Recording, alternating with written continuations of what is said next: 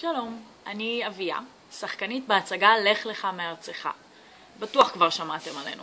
בשבועות האחרונים בטוח ראיתם איזשהו סטטוס, איזו תמונה, סרטון הזוי של הבמאי שלנו מדבר אליכם בשירותים.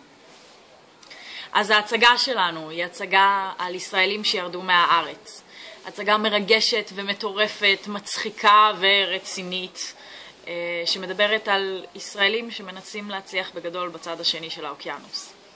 אז רציתי לספר לכם שלפני כמה שבועות אחותי הגדולה עברה לגור בניו יורק.